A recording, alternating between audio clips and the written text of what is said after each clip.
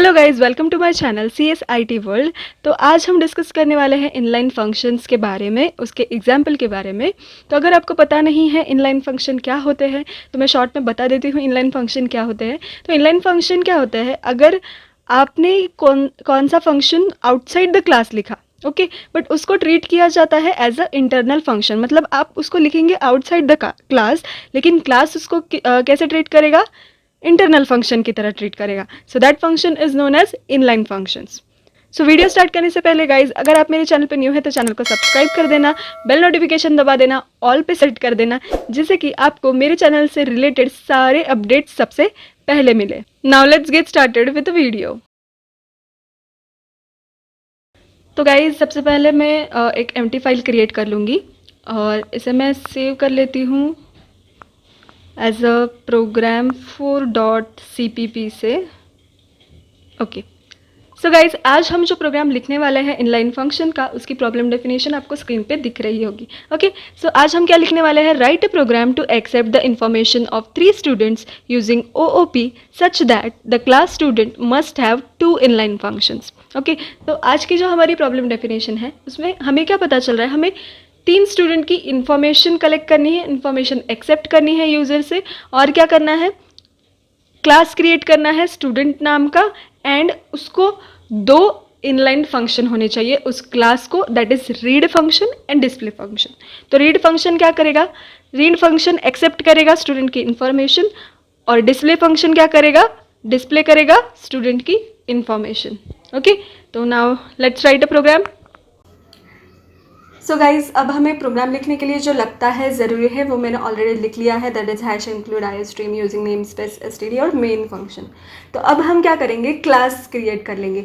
तो हमारा जो प्रॉब्लम डेफिनेशन में हमने देखा स्टूडेंट क्लास हमें क्रिएट करना है, तो मैं लिख लेती हूँ यहाँ पे क्लास स्टूडेंट। ओके,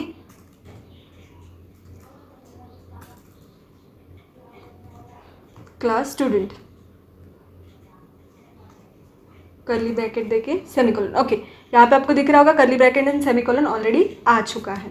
ओके, अब मुझे क्या करना है, अब हमें हमारी प्रॉब्लम डेफिनेशन के अकॉर्डिंग हमें 3 स्टूडेंट्स की इन्फॉर्मेशन हमें एक्सेप्ट करनी है। तो इन्फॉर्मेशन एनीथिंग, कुछ भी हो सकती है, तो मैं सिंपल नेम्स एक्सेप्ट कर लूँगी यूज़र से स्टूडेंट्स के। ओके, तो उसके लिए नेम्स एक्सेप्ट करने के लिए मैं 3 स्टूडेंट है इसलिए हमें 3 वेरिएबल लेने पड़ेंगे, मतलब मैं 3 वेरिएबल लूँगी।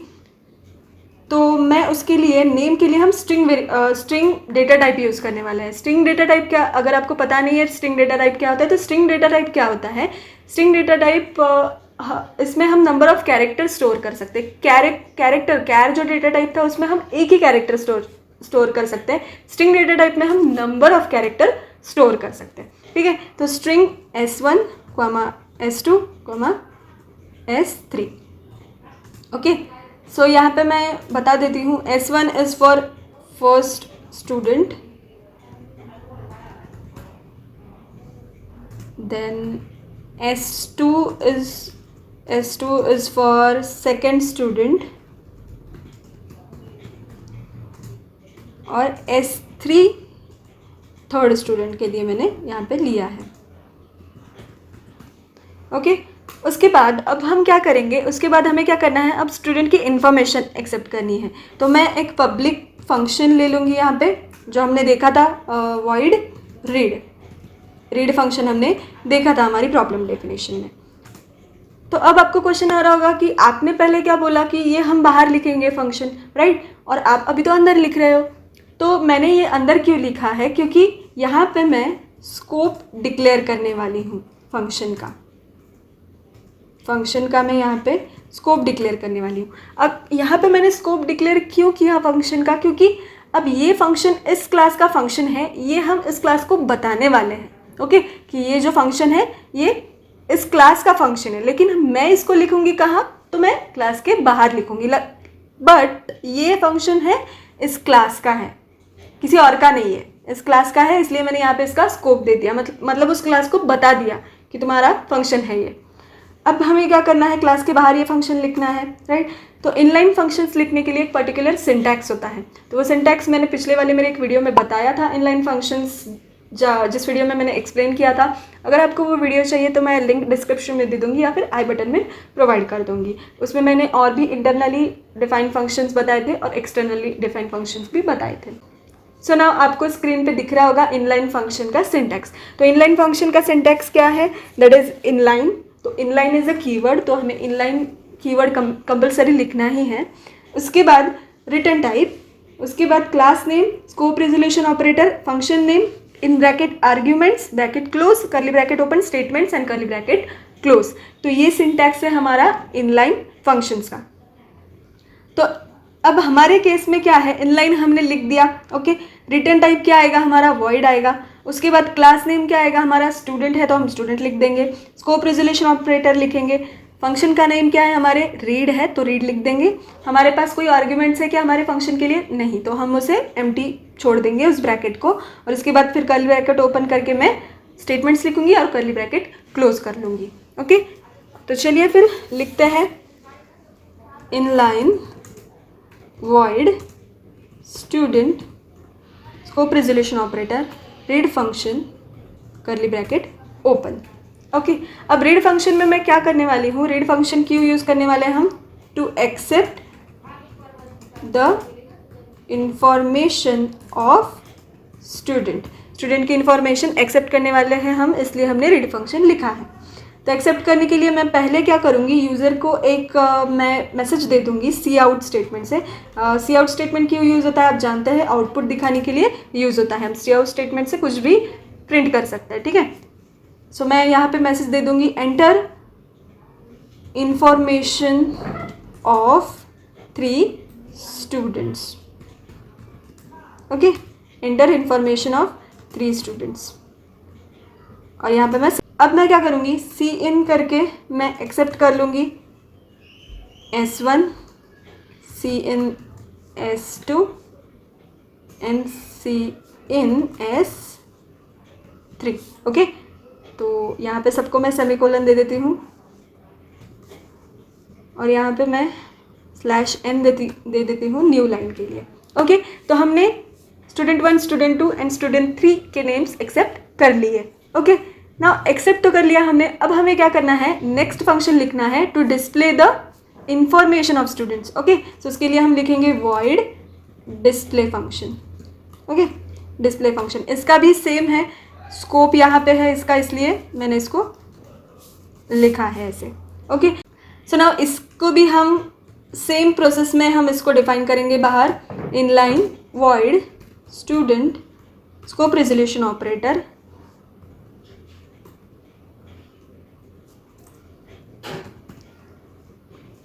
Student scope resolution operator and display function. ना डिस्प्ले फंक्शन में हमें डिस्प्ले करना है स्टूडेंट के इंफॉर्मेशन, तो सी आउट स्टेटमेंट लगेगा, हमें सी आउट स्टेटमेंट दे देंगे। अब यहाँ पे मैं थोड़ा अच्छे से दे दूँगी सब, /n name of the first student is, और यहाँ पे मैं दे दूँगी। अब फर्स्ट स्टूडेंट हमने किस में स्टोर किया है? S1 में, इसलिए मैं यहाँ पे S1 दे दूँगी। फिर उसके बाद सी आउट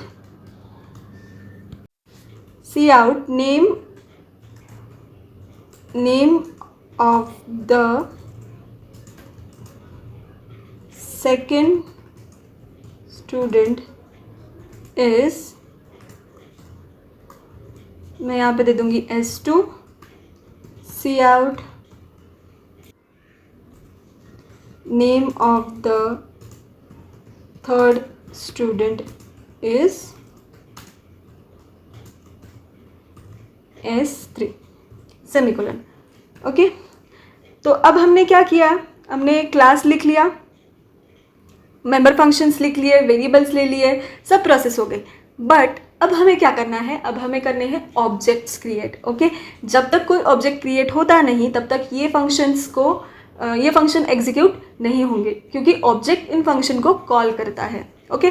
तो ऑब्जेक्ट क्रिएट करने के लिए हम उसको मेन फंक्शन में लिखेंगे ऑब्जेक्ट को। ऑब्जेक्ट का सिंटैक्स क्या है? That is class name. Class name क्या है हमारा? Student S1 semicolon. Now S1 dot, अब सबसे पहले मुझे क्या करना है? यूज़र से मुझे एक्सेप्ट करने हैं इंफॉर्मेशन एक्सेप्ट करनी है, नेम्स एक्सेप्ट करने हैं, इसलिए मैं रीड फंक्शन ले लूँगी। ओके, और उसके बाद मुझे इन्हें डिस्प्ले करना है, इसलिए मैं डिस्प्ले फंक्शन ले लूँगी। ओके, सो लेट्स सी हमारा प्रोग्राम राइट है या नहीं। मैं पहले इसको बिल्ड कर लेती हूँ। ओके, सो हमारा प्रोग्राम राइट है, इसलिए ये सक्सेसफुली बिल्ड हो गया। तो यहाँ पे मुझे इसने क्या बोला है, एंटर इन्फॉर्मेशन ऑफ 3 स्टूडेंट। चलो फिर मैं डालती हूँ ABCPQRNXYZ। Okay, as you can see इसने name of the first student is क्या डाला है, ABC, name of the second student is PQR and name of the student is XYZ। तो हमारा इनलाइन फंक्शन का प्रोग्राम क्या हो गया, सक्सेसफुली एग्जीक्यूट हो गया। This is all about today's video guys. अगर आपने पूरा वीडियो देख ही लिया है तो वीडियो को लाइक कर दो यार, एंड अभी तक चैनल को सब्सक्राइब नहीं किया है तो सब्सक्राइब कर दो, कर दिया है तो उसके लिए thank you so much. Now आज हमने देखा इनलाइन मेंबर फंक्शन का एग्जाम्पल देखा, and in the previous 2 to 3 videos हमने मेंबर फंक्शन कैसे डिफाइन कर सकते हैं, उसके प्रोग्राम्स क्या है, वो सब हमने जान लिया है। अब अगले वीडियो में हम देखने वाले व्हाट इज़ कंस्ट्रक्टर, कंस्ट्रक्टर के कितने टाइप्स है C++ में। So stay tune and share this video with your friends, family, and comment करके बताना वीडियो कैसा लगा। Thank you.